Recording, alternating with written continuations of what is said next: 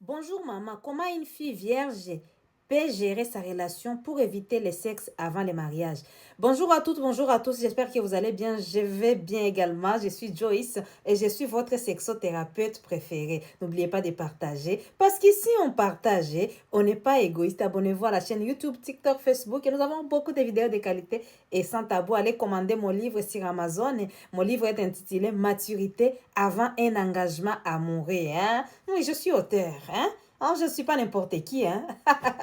Alors, les amis, comment une fille vierge peut gérer sa relation pour éviter le sexe avant le mariage? La première des choses, il faut éviter de te mettre en relation avec les hommes qui ne sont pas prêts pour le mariage. Hein? Quand on n'est pas prêt pour le mariage, quand c'est ton homme là n'est pas prêt pour le mariage, parce que l'homme doit se préparer la maison, être prêt financièrement, toutes ces choses-là. Et toi aussi, tu dois te préparer psychologiquement, tu dois être prêt aussi financièrement par rapport à tes besoins. En tout cas, accomplir ce que tu veux accomplir avant de te marier. Si tu n'es pas prêt, si cet homme-là n'est pas prêt, ne te mets jamais en relation avec lui. Et toi, tu ne te mets jamais en relation si tu n'es pas prêt. Pourquoi? Si tu n'es pas prête. Voilà. Pourquoi? Parce que si tu te mets en relation, le problème c'est que vous ne savez pas quand est-ce que vous allez vous marier. Comme vous ne savez pas, il n'y a pas les délais. Vous allez toujours avoir l'envie d'avoir un rapport. Ton clic va clignoter parce que tellement tu es amoureuse. Lui, il est amoureux. Son outil sera de temps en temps debout quand il est avec toi. Donc, mieux, vous ne vous mettez pas en relation tant que vous n'êtes pas prêt. Parce que quand vous mettez en relation, vous vous tentez vous-même. C'est vraiment important. La première des choses, c'est ça. La deuxième des choses, une fois que tu t'es mis en relation avec une personne qui est prête et toi-même tu es prête, à ce moment-là, vous avez des sujets de conversation parce que vous-même, vous êtes prêt en fait. Vous avez les sujets, vous allez avoir beaucoup de choses à faire. Donc, vous allez chercher à équiper votre logement, vous allez chercher vous allez causer, je ne sais pas si ça sera pendant des ans, je ne sais pas en tout cas, des fiançailles. Vous allez parler peut-être de la dot, des mariages civils, où est-ce que vous allez vous marier. Vous allez parler aussi de tout ce qui est nombre d'enfants que vous aurez, comment vous allez travailler, quel business vous feriez, est-ce que toi tu resteras de temps en temps à la maison, comment vous allez gérer. Tout. En fait, vous aurez beaucoup de sujets de conversation à tel point que vous n'allez pas avoir trop les temps de penser à ça. Mais je sais, on est des humains. Maintenant, pour éviter que votre pensée soit sur ça, évitez de vous retrouver là où vous êtes tout seul. Là où vous êtes tout seul, par exemple, chez messieurs. Tu pars chez messieurs, il y a personne chez lui, ça c'est dangereux. On dit fouiller l'impudicité. On ne dit pas que non, il faut être à côté de l'impudicité, tu auras la force. Non, fouiller. Il y a les péchés que tu vas arrêter de commettre parce que tu te dis, bon, j'arrête, je ne vais pas les faire. Tu t'es dit, je ne peux pas les faire. Mais pour l'impudicité, si tu ne veux pas les faire, il faut fuir.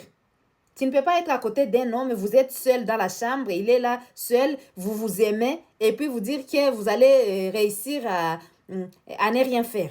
Ça peut arriver une fois de réussir, deux fois, troisième fois, vous allez vous retrouver en train de les faire. D'accord?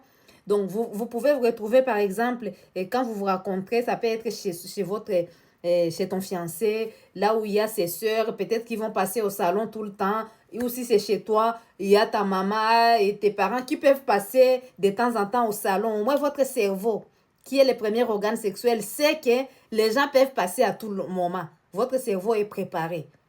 Tu vois? C'est très important. Évitez. Donc, vous pouvez par exemple aller au restaurant ensemble, il y a du monde. Vous pouvez aller à des endroits où il y a du monde, là où il y a des cérémonies, il y a des conférences, vous êtes ensemble. Donc, vous n'avez pas les risques, vous voyez. C'est très important. Donc, ne te mets pas du tout en danger toi-même. Et dès que ça commence, si c'est ton chéri qui commence à te toucher, vous deux, vous êtes mis l'objectif, vous vous êtes donné l'objectif de ne pas le faire avant le mariage, tu peux l'aider. Peut-être en enlevant ta main ou en changeant de place, voilà. Ou bien si c'est toi, voilà, on est faible, le corps est faible. Si ça vient de toi, donc lui, il peut t'aider. Il faut que ça soit vous deux, il faut que ça soit l'objectif du couple, quoi.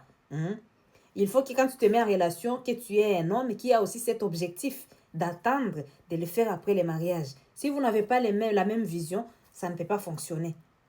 D'accord? Donc, il faut avoir la même vision. Ok, je compte sur toi.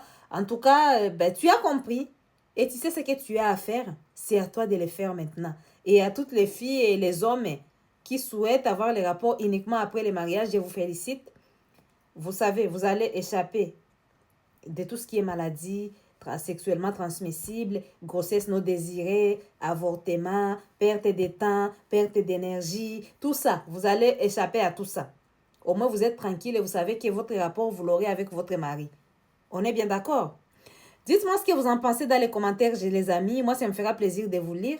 Je vous fais des gros bisous et je vous dis à très bientôt pour une nouvelle vidéo. C'est Joyce, votre sexothérapeute préféré.